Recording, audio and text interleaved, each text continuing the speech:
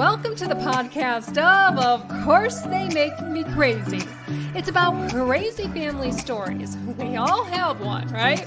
More importantly, it's for those of you living with someone who suffers with a mental illness. You can start to feel lost in their world. Now, I get it. I grew up with a bipolar mom addicted to painkillers. Hoping the stories shared here will help you through difficult days. It's not all serious. We laugh and joke too. If you have little ones around, hop in your headphones. Adults only, please. Hi there. Thank you so much for joining me on the podcast. Of course, they make me crazy. I'm April Norris, the host. Okay, so this episode, it hits my heart. You know, many of you know that I started this podcast because I grew up with a bipolar mother. And when you live with someone with a mental illness, they can certainly wreak havoc on your life. And my mother was one of those victims. She grew up with a lot of ill people around her. Okay. One being my biological father. They met when I was 15. They had me like at 15 and a half years old. Mom didn't have a big, support network. And so she stayed with him and he beat her. He beat the shit out of her. And as a little girl, I witnessed that a lot. And so I say this hits my heart because joining me today is a strong young woman named Clara Baldwin. Hi, Clara. Hi, thank you for having me. Absolutely. And congratulations. Thank you so much. I appreciate it. So I'm congratulating her because she just published a book titled Over Pieces Anthology. And I'm having her on because this book contains 16 stories of real domestic abuse survivors. And it also includes her story. Or does it include your story too, Clara, or does it include theirs? It does. It includes mine, and mine is at the end of the book. Okay. So I'm really excited to hear about your book, and I'm so proud of you. I mean, everybody talks about wanting to do it, but it's certainly not something everybody can accomplish. So congratulations. Thanks so much. Okay, so first we want to know about, your story. So what prompted you to write this? Yes. So a little about me is I am currently in Kansas City, Missouri, but I grew up in Columbia, Missouri. I'm 24 years old. I grew up facing a little bit of adversity, as you know, and it's a similar situation to yours. I'm actually surprised I didn't know that you went through something similar. But the earliest ages I can remember, my dad faced bipolar disorder as well. And I didn't realize that at a young age. He was undiagnosed at the time, did not take medication. But I did notice that, as I grew up, I was seeing patterns in his behavior that weren't normal. And the more I went out and spent time with people and their families, I was noticing, abnormal behaviors. He was pretty abusive to our entire family, but mostly my mom growing up. And this was physically, emotionally, financially, all abuse you can imagine, which is really unfortunate because I actually was like a daddy's girl growing up. I remember just wanting to be around him all the time when I was little. And then suddenly when I just kept seeing his behaviors and then progressing as I got older, I started to become resentful. But no one knew that at the time, like at all. No one in my life. I grew up what everyone seemed to be pretty normal or a privileged life when I didn't have anything. I grew up pretty poor. But I, on the surface, always stayed happy and a bubbly girl at school. I played sports. I was invested in sports a lot. I had friends. I was in extracurricular activities.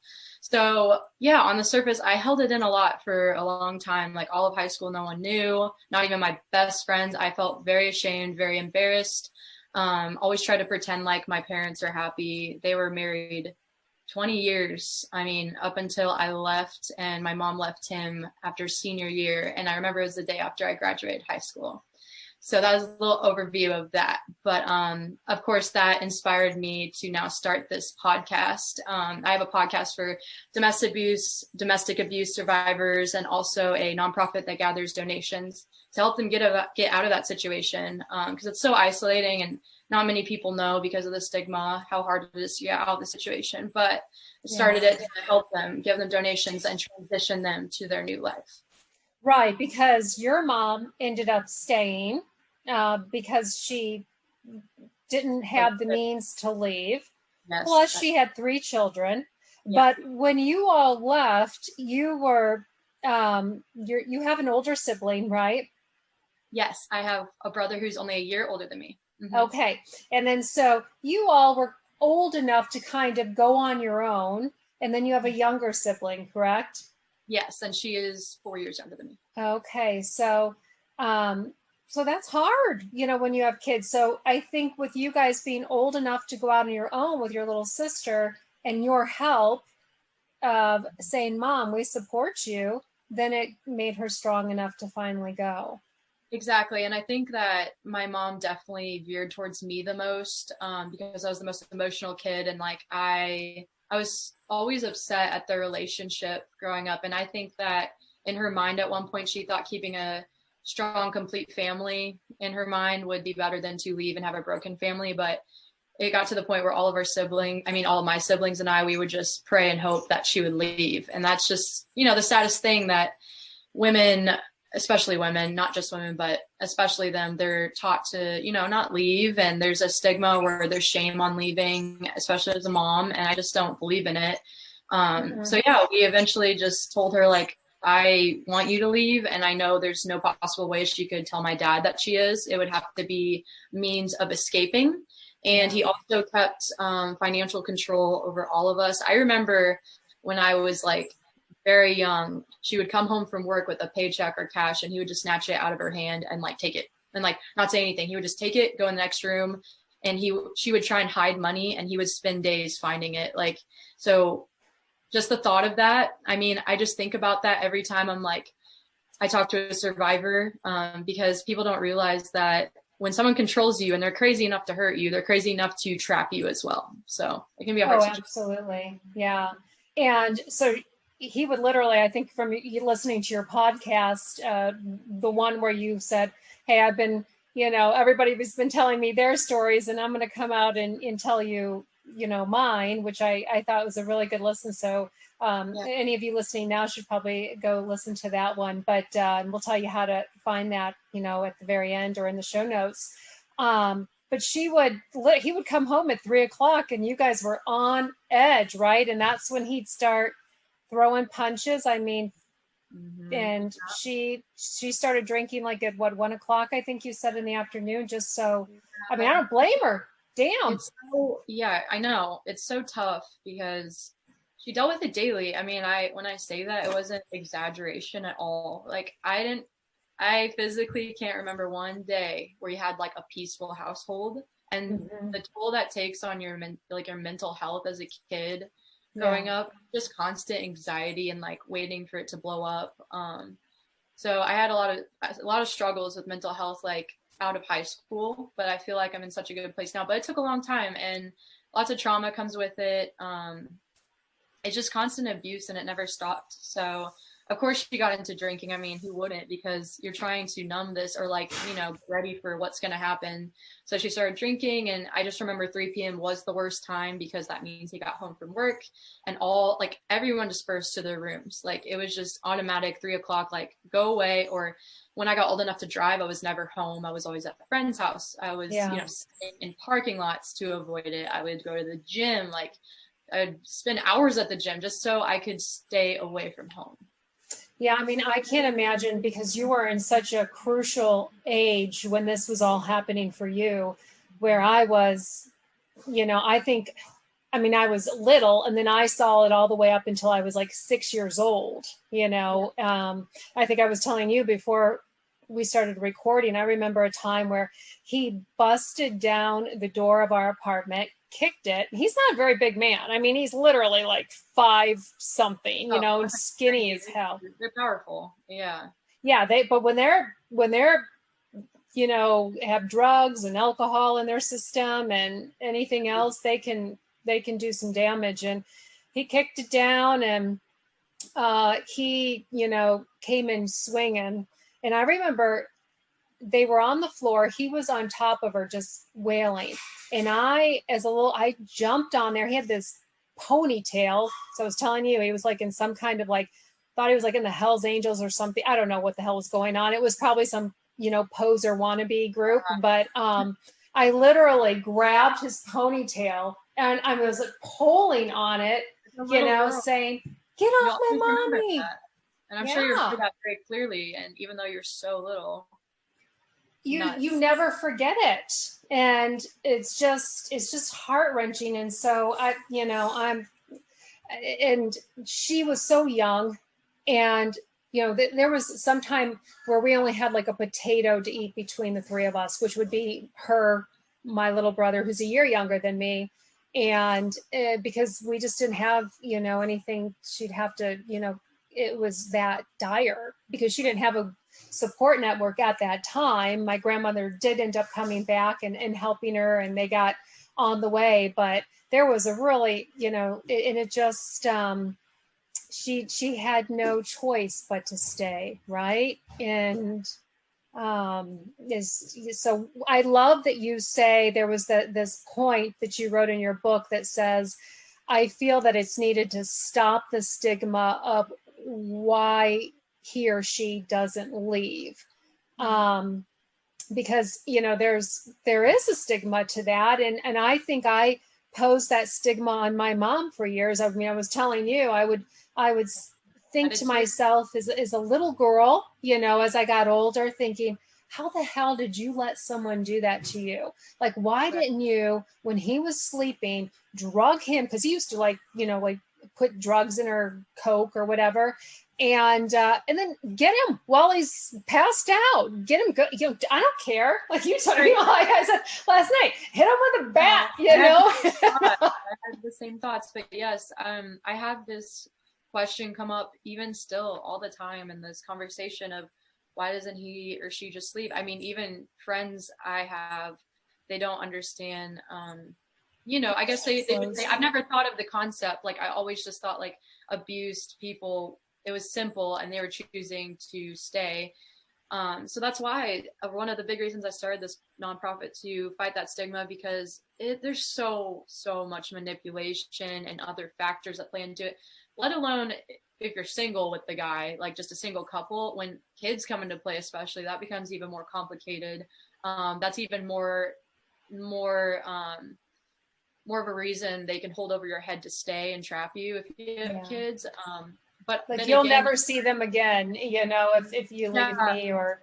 Exactly. And just financially, emotionally, it's all so hard. And I mean, every survivor I talk to, they're like, I just can't believe that was me in my life. It was almost like I blacked out during the whole relationship. And now I've woken up and I'm like, I'm ashamed. Like they always say they feel ashamed and embarrassed. And I just hate that because it's like, it's not your fault. You're blaming yourself still because they've messed up your mind so much. It's not your fault. It's their fault. They were the abusive one. You should be proud you got out of the situation and pick up yourself, and you just have to move on. And it's just a shame what, and of course the abuser doesn't feel bad. He could do it all over again. She, it's just a tough stigma. I really hope to fight it for a long time. Absolutely. Well, I love that you're doing that. And, I hate that I ever thought that about her, just because I can't imagine how frozen your mom felt in time, how frozen mine, how frozen many of you listening, probably have felt at some point in your life. And so, well, let's start talking about, the book. And so this, is it the sales of the book that are also is being donated to go to your funds? Okay. So let's talk about a little bit about your book. And then let's talk about, what it's doing a little bit more in depth of how it's helping other women.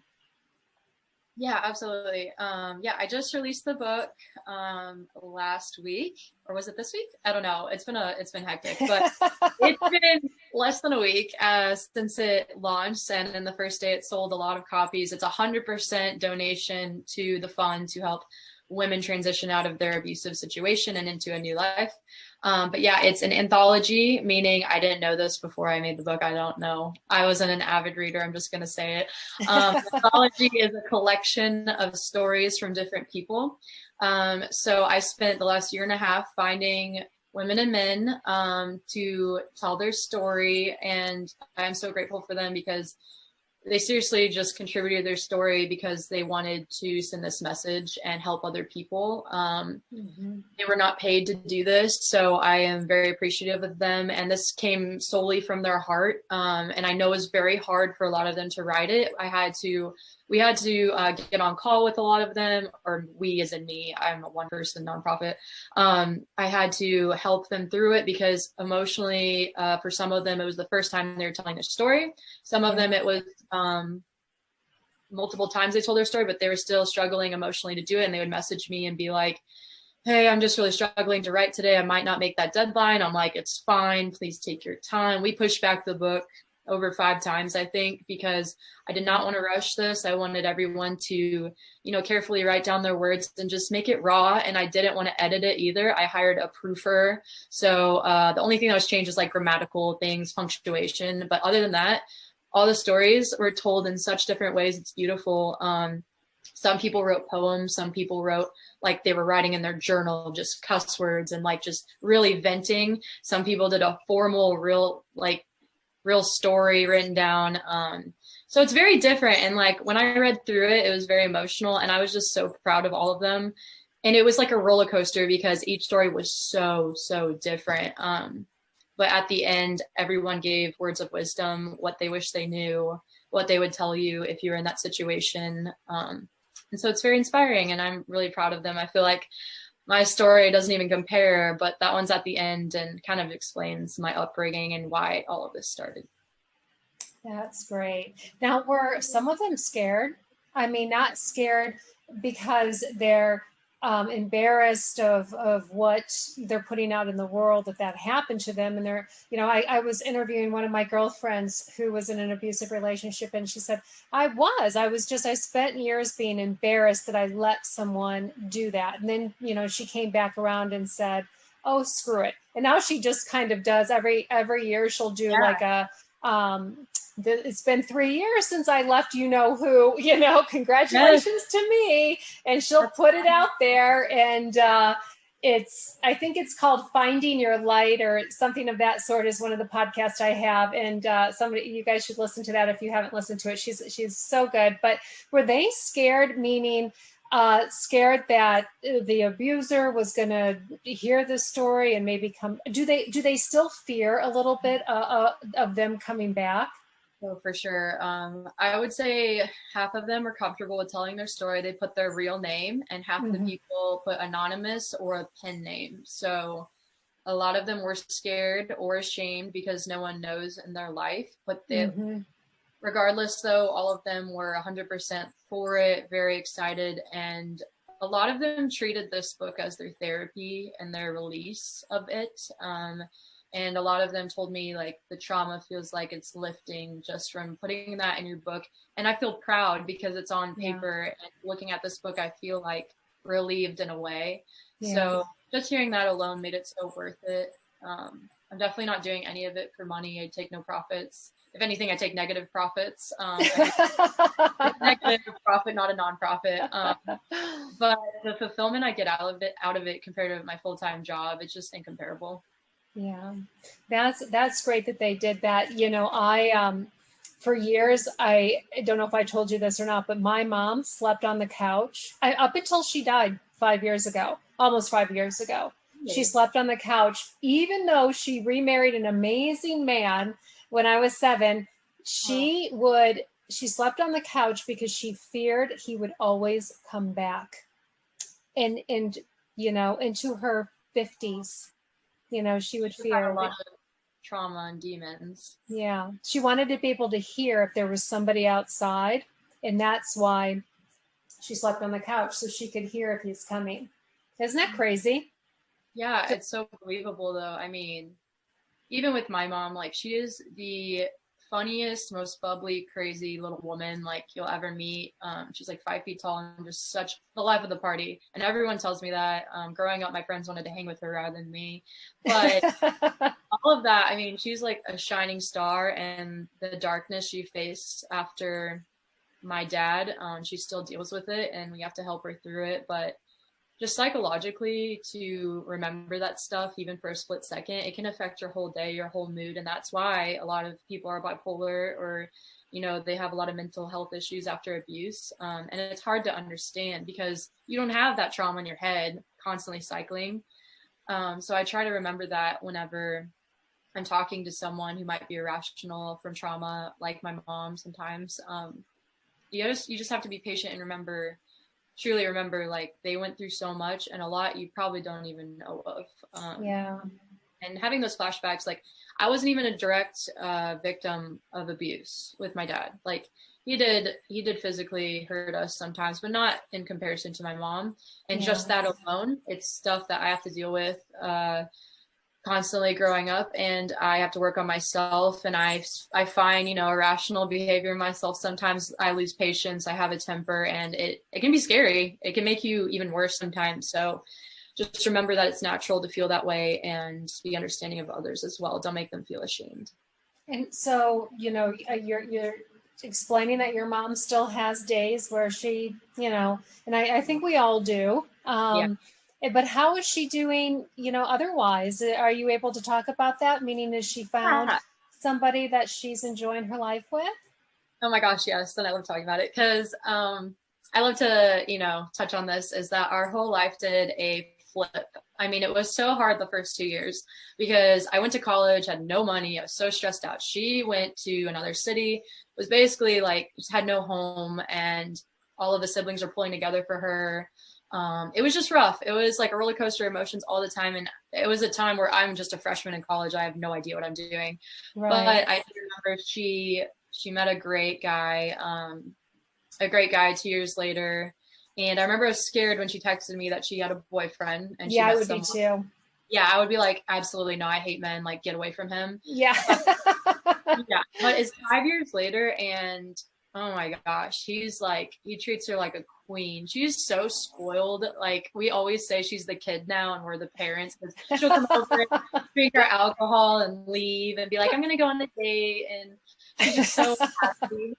She has a restaurant now, which was her dream, and he supports her in every way. Like, just mostly, I'm just proud that he supports her emotionally, but, you know, financially, all this stuff. She got very lucky, and he got lucky as well. He sure did. Yeah. Oh, I love that. I love that. Okay. So let's talk about how we can find your book. I think you said Amazon. Yes. And anywhere else? On the website, which you can look up Piece Over Pieces. It should just pop up. But yeah, Amazon. My Instagram is @clara.baldwin, and the link's there as well if you want to check that out.